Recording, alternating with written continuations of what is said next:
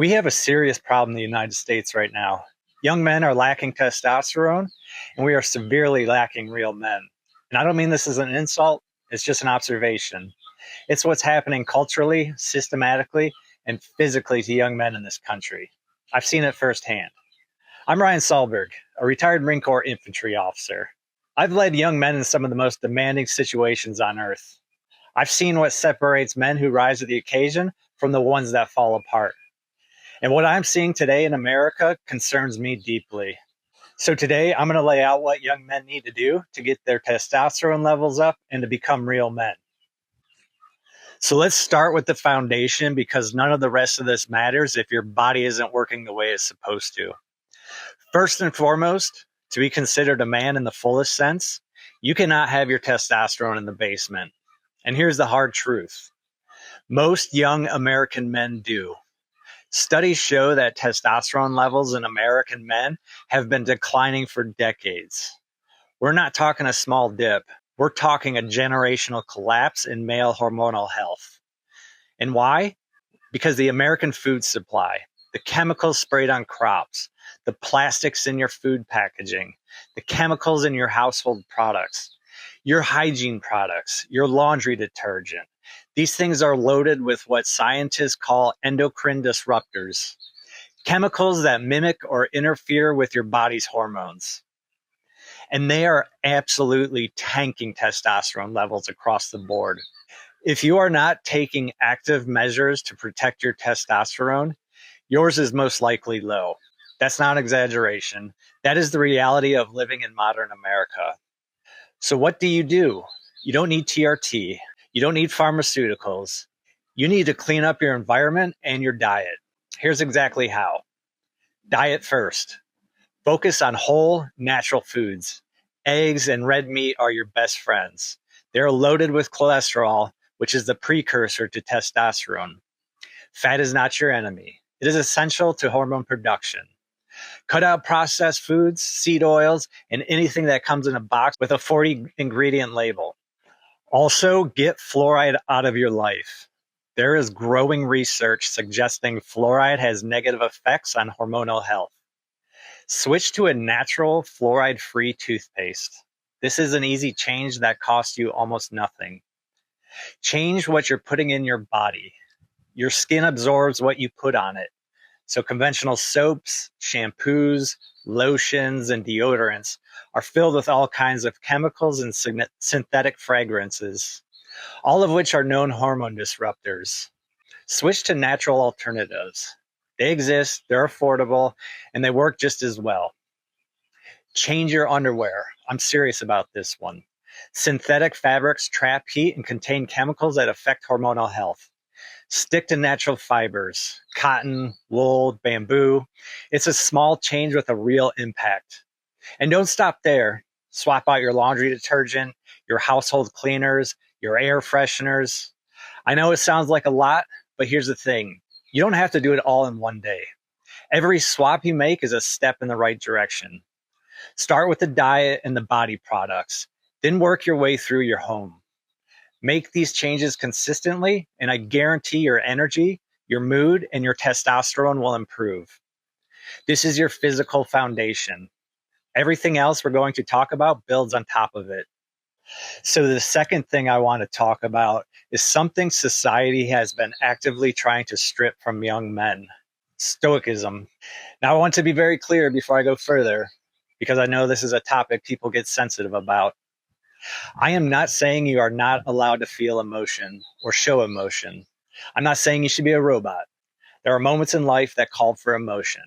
The birth of a child, the death of someone you love, watching your daughter walk down the aisle.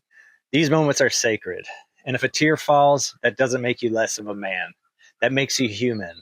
What I am saying is this: you cannot be emotionally reactive about everything. You cannot crumble under pressure. You cannot wear your emotional state on your sleeve in every difficult moment, because people are depending on you. I learned this as a platoon commander. When things went sideways, and trust me, they did, my Marines were watching me. If I panicked, they panicked. If I lost my composure, discipline broke down. If I was confident and steady, Even in the middle of chaos, they trusted the mission and they trusted me. My emotional state set the temperature for the entire unit. That is a level of responsibility that never left me, and it shouldn't leave you either. If you are head of a household, you are the platoon commander. Your wife and your children are watching you. When the money gets tight, when a health crisis hits, when the world feels uncertain, they are looking at you to set the tone. If you're falling apart, they are going to fall apart. If you're steady, they find their footing because you have yours. Stoicism is not suppression, it is discipline. It is the ability to feel the weight of something without being crushed by it. So the ancient Stoics, like Marcus Aurelius and others, understood something that modern culture has forgotten. You cannot control what happens to you, but you can always control your response. That response is your character. So practice it. When something goes wrong, pause before you react. Breathe. Ask yourself, what is the most productive response I can have right now? Make that your default. Over time, it becomes who you are. Be the leader. Keep your emotions in check. That's what your people need from you. So this one should go without saying, but apparently it needs to be said. If you have people who depend on you, a wife, children, anyone under your care, their needs come before yours. That is what it means to be a provider, not just financially, although that matters too, but in every sense of the word. You are providing safety, stability, leadership, and love to the people in your circle. Now I want to address something here because there's a version of this idea that gets twisted. Putting your family first does not mean abandoning yourself entirely. A man who runs himself into the ground with nothing left to give is not a good provider. He's a liability. You take care of yourself so you can take care of them. You sleep, you train, you manage your health and your mental state, not for yourself alone, but because they need you functioning at your best. But the posture, the orientation of your life, it points outward towards your family. Their needs drive your decisions. Their future is what you're building toward. That is what separates a boy from a man. Now, here's where I'm going to say something that some people won't like. And that's fine, but it's true. If you are in a relationship and you do whatever your partner says, go along with everything, never push back, never hold a position, she will not respect you. I know that sounds harsh, but it is the reality of human psychology and the reality of what makes relationships work. Respect is not built through compliance. It is built through character, conviction, and consistency. When you stand for something, when you make a decision and hold to it because you believe it's right, even if she's frustrated in the moment, she respects you. That respect is the bedrock of a lasting relationship. A man who can be walked all over is not a safe harbor. He is not a leader. And deep down, even if she'd never say it, a woman does not want to be with a man she cannot respect. It leads to resentment, contempt, and the eventual collapse of the relationship. Or worse, a lifetime of dysfunction. This does not mean you are dismissive of her thoughts, her feelings, or her input. A good man listens. A good man considers his partner's perspective. But at the end of the day, he makes the decisions. He holds convictions. He leads. There's a difference between a partner and a doormat. Be a partner. So speaking of making decisions, let's talk about it, because this is one of the defining traits of a man and one of the most underdeveloped skills in modern culture. Men make decisions. That is not optional. Here's something most people don't think about. Decision making is mentally and emotionally exhausting. There's actually a well-documented psychological phenomenon called decision fatigue. The idea that the quality of your decisions deteriorates the more choices you make throughout the day. It's why some of the world's highest performers, military leaders, CEOs, surgeons, deliberately simplify the minor decisions in their lives so they have full mental capacity for the ones that matter. That's the cost of leadership. Every decision you make carries weight. And yet, that weight is yours to carry. Not your wife's, not your buddies, not some committees. It's yours. I see so many men today who are paralyzed by decisions. They delay, they defer, They ask everyone around them what they think until the decision gets made for them. That is not leadership. So here's what you should practice. When a decision needs to be made, gather the information available to you, think it through, and then commit. Not recklessly, but decisively. Make the call. If it turns out to be the wrong call, own it. Learn from it and make a better one next time. That process, decide, act, adjust, is how men grow. The inability to make decisions doesn't just hurt you, it creates instability for everyone around you. Your family needs to know that when something comes up, you're going to handle it.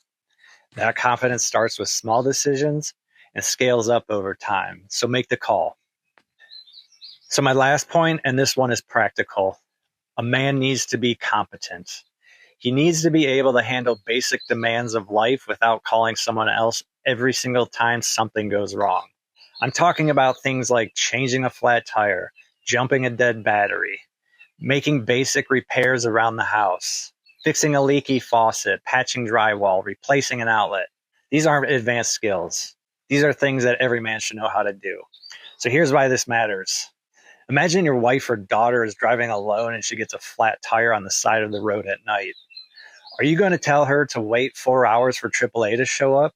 Or are you going to drive out there and handle it in 15 minutes? Competence builds confidence in yourself and in the people who depend on you. When your family knows that dad can handle things, they feel safe. That sense of security you provide is enormous. It's not about being a superhero. It's about being reliable. Now, I'm not saying you need to be a licensed electrician or a master plumber. Some jobs require professionals, and there's no shame in hiring one.